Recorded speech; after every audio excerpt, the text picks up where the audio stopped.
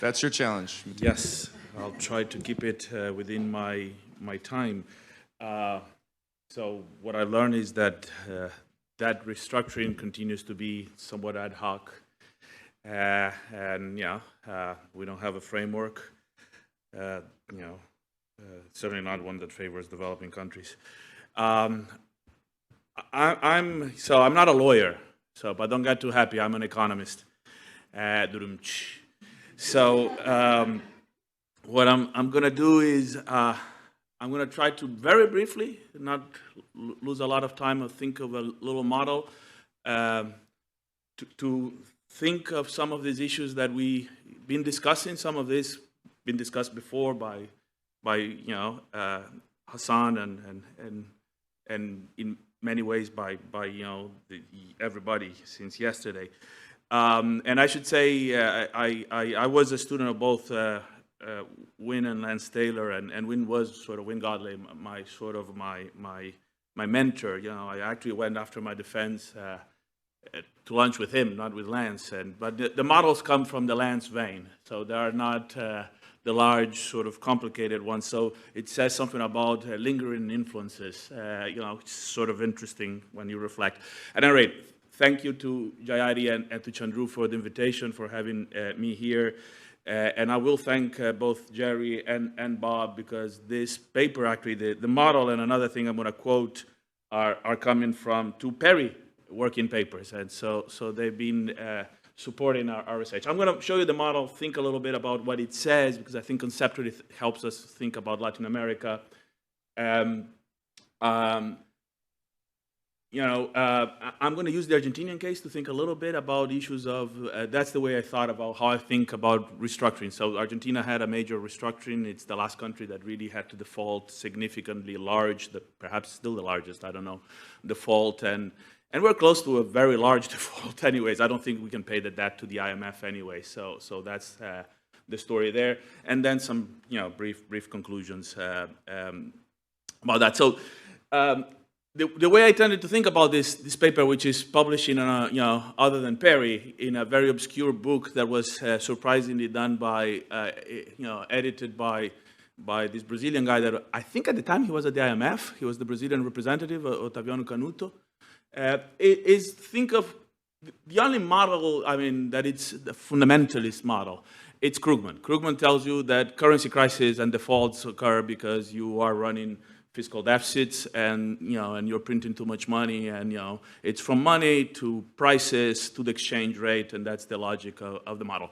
This is Krugman upside down. I even say forget all of this other stuff about which are relevant expectations and self-fulfilling prophecies and all of those things. This says, and so I should say the external crisis results from fiscal crisis in the conventional story. In my story, it's the external crisis that causes the fiscal crisis. It's completely upside down. And so what I look is at the dynamic. It's all in foreign debt. So I've been, having grown up in Brazil and born in Argentina, you think all the time, in Argentina in particular, more than Brazil even, you think in dollars all the time. It's been since I remember, as a person, we go to exchange currency and dollars and whatnot, and we are obsessed with exchange rate and those things. So it is all foreign debt. There is no domestic debt in this story. So actually that's a sort of a side show that the fiscal crisis comes as a result of this. So the little d here is debt to export ratio. And you have the dynamic of the debt to export ratio, and it's very simple. It's basic accounting, so I'm not doing anything here. It's the trade deficit. So the PM is the price of imports, some coefficient of imports and the income, the exports on exchange rate in Latin American fashion, so up is depreciation. Exports and the interest, international rate, on the accumulated debt. Okay, so that's the story. And if you plug this, you get a simple system. I do a very simple exchange rate dynamic. So say the exchange rate is pegged in some sort of way. Could be even a crawling peg, but here it's a fixed E bar. And so you have, with this little system, you have a little system that, of course, can be stable or unstable. And that depends, as I will sort of emphasize in a second, on the exports and interest rate, export growth and interest rate, the international interest rate. And I'm showing the unstable sort of case, of course, because I want to show a situation of a crisis. And so the situation that it's unstable, it's the one in that growth of exports is smaller than the international interest rate. That's fundamentally the story, and you get the possibility of a currency crisis. So the one I do here, but it's the same. So there are two things that will give you a currency crisis: a shock that affects, say, the prices of imports or exports, for example, in terms of trade shock, or a hike of the rate of interest over there. And by the way, always important in this kind of dynamic, if you look at the top equation, the larger your debt to export ratio, the little d there, because it's multiplying the I star minus x hat, the more important the IX difference becomes, okay? So if you're heavily indebted like Argentina, what matters is really the international rate and the exports rather than what happens in your current account. So it becomes very financial. I think Stephen liked that. He corrects me too much. No, kidding. So things that come, very basic.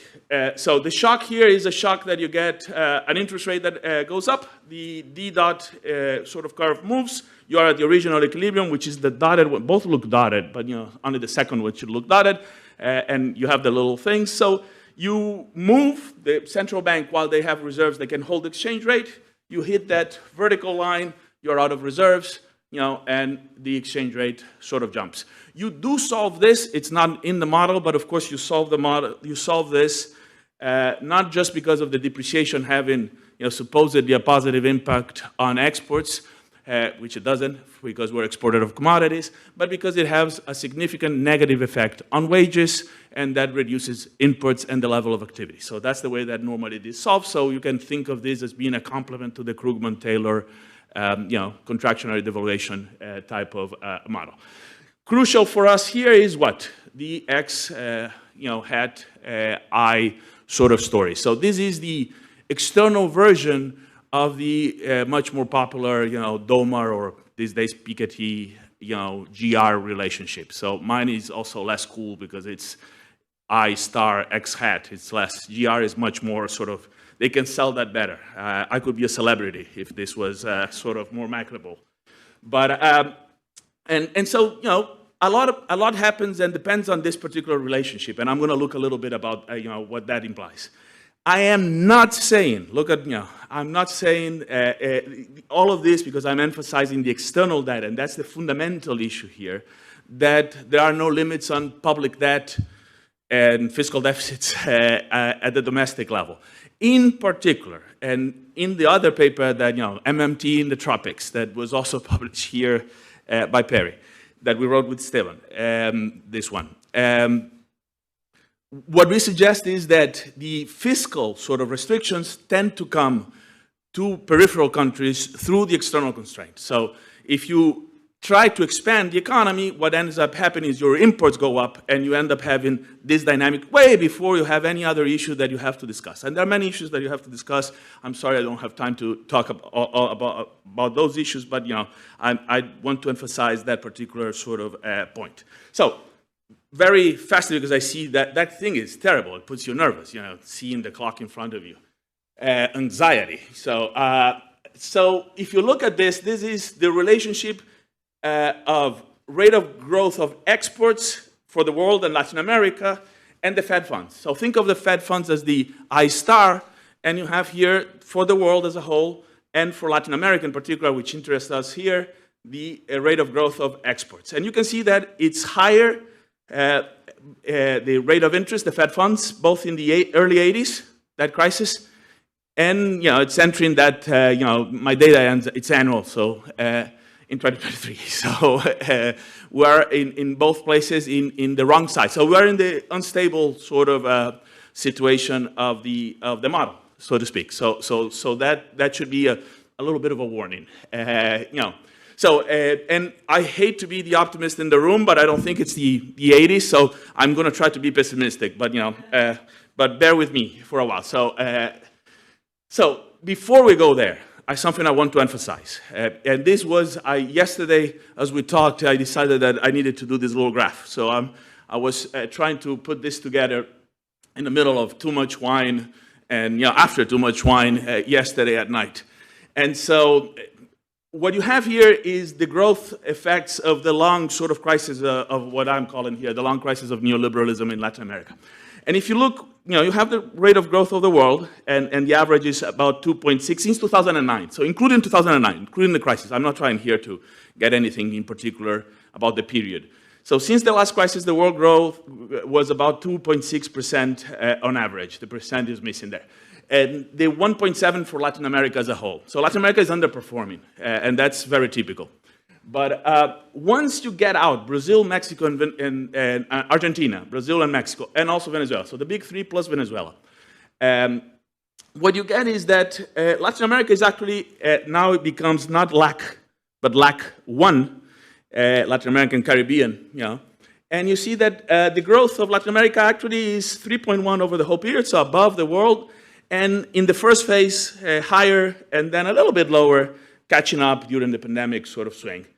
Whereas for the big three is 1.2. So those are the three countries really underperforming and bringing the whole of Latin America down. And Venezuela, of course, it's minus 6.7 or whatever. It's a total disaster. So there are other sort of outliers there, but those are the big ones that push the whole thing down. So a good chunk of the underperformance is those big three. And I'm not going to talk about Mexico and Brazil because those don't necessarily, and I have like 3 minutes for my 15 minutes. For the 20? Oh, Jesus Christ. Oh, Jesus, don't do that to me. So I'm using close to the 20. I'm gonna try to, that thing is there. So the point is that Brazil doesn't, I always say, Argentina doesn't grow because it can't. Brazil doesn't grow because it doesn't want to. And I'm going to come to that because I think it's pertinent and it's what Chandru was sort of asking in the first panel this morning. But Argentina is good because it's a country that did default and did restructure. And so there is something to be learned from the Argentinian case and why we're not growing. What are we doing that it's wrong? And it is connected to the model in a sense. So in the case of Argentina, there are many things that we did wrong. But one thing that we certainly did wrong is that if you look at the crisis, most countries, after the 2008-9 crisis, they accumulated significant, those that had not done it before, I should say, significant amounts of reserves. And you saw in the model, if you're having trouble with your external accounts, or you carry significant amount of debt, and while you are on the safe side, you might be safe, but once you pass to the unstable side, you're in very dangerous situation. And the case of Argentina, what you have there, the little graph, and I kept which distorts everything and makes it hard to see, but I kept the 2002 crash and default. You have what I call there the adjusted exchange rate depreciation. So it's the exchange rate depreciation plus the international interest rate plus the MB sort of measure of risk. So some country risk measure, and you see that it's compared to the Argentinian interest rate, and the Argentinian interest rate is, with a few brief exceptions, always below the international sort of adjusted rate. That means that in Argentina it's always better to hold dollars than to hold pesos. Not surprisingly, we are dollarized. So I would suggest, not a significant mystery. Also, the reason why we have significant capital flight, and the reason why, even with capital controls, Argentina has had capital controls since 2011, with the exception there of the period of late 2015 to 2018, we have had and experienced capital flight. So the capital controls have been, in the case of Argentina, I'm not suggesting, Steban will show you a book in which we say different things, but in the case of Argentina, has been very ineffective. And so this is part of the story, okay, of why it has been sort of ineffective. So what happened in the case of Argentina? Argentina, when it came out of the debt crisis of 2002 and the default, we renegotiated. It's funny when you explain this to kids. They look as if you defaulted, oh, you don't have to pay anymore. No, you pay. And so I always say, why do they come back to Argentina? Because we pay well. We're good payers. We come back and they make money out of us. So it's good business. That's the story. I know that I'm going to get to. So I'm going to say a couple of things here and go to the conclusion. So we had 2 rounds of renegotiations. So in 2005 and in 2010, those 2 renegotiations were done from a position of strength. In 2006, Argentina paid down its debt to the IMF. So did Brazil, by the way. At that time, the IMF, according to a person I met at the IMF, at that time, they suggested to me that the IMF was close to, very sort of close to not having enough resources to fund its, everyday operations. So we are the biggest client. Argentina, I should say, since 57, if I'm not wrong, so there are many people that can correct me here. Since 57, when we entered the first agreement with the IMF, until now, we've been in IMF programs with the exception of 12 years. Those 12 years are from 2006 with when Nestor Kirchner paid the debt until 2018 when Macri brought us back to the IMF. So we always have the IMF. And I want to say it's not a mistake. It's a feature. Our elites want the IMF to control it when a Peronist government comes into power. That's part of how it works. If they dollarize, that's also not a mistake. It's a feature. It's a way of... So many of our crises are not, a mistake. They're manufactured. They allow, they allow and constrain the ability to do the kinds of things that social democratic, left-of-center governments would do. And that's true in Sri Lanka and many other places. So that's a lesson, I think, from Argentina. So we did those things. We actually wrote at some point with Jayari on The Guardian, defending the process of restructuring. By 2014, when I was back, I was at the Central Bank of Argentina for a while. I should say Argentina stopped growing in 2011. My thesis is that, I enter the Central Bank, Argentina stopped growing. So I don't know. It's not saying it's causality, but there is a correlation. So we had the holdouts. So we had the vulture funds and Elliott and whatnot, and they paid, we paid through the nose for that. So we paid in full, and the whole thing. And we open up again, briefly. And so what happened in that story is that the restructuring, which was incredibly successful, we reduced that to about half of what it was. In terms of exports, because exports were still booming, in much less than that. And yet, in 4 years of the Macri government, they doubled the debt.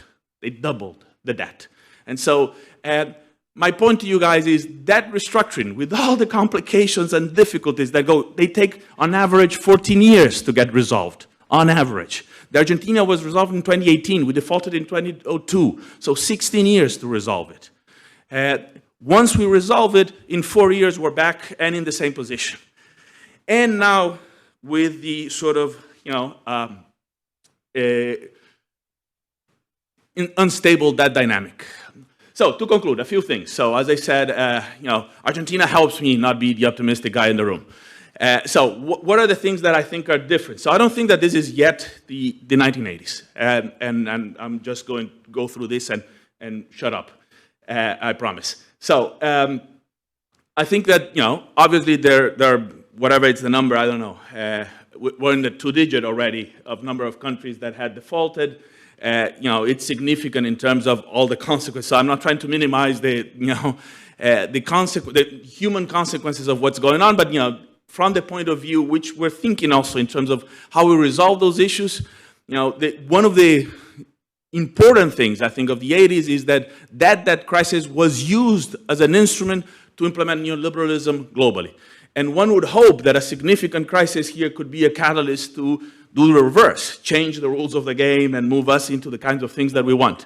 But I don't think we have something along those lines. So I don't see this as a transformative crisis of neoliberalism, not yet. Maybe I'm wrong. So that's what I'm saying. I don't want to be the optimist in the room, but I don't see necessarily that there are reasons to be concerned. So the reasons to be concerned, in my view, are stated to this graph here. So we have to think a little bit of, will the US bring down interest rates fast enough or not?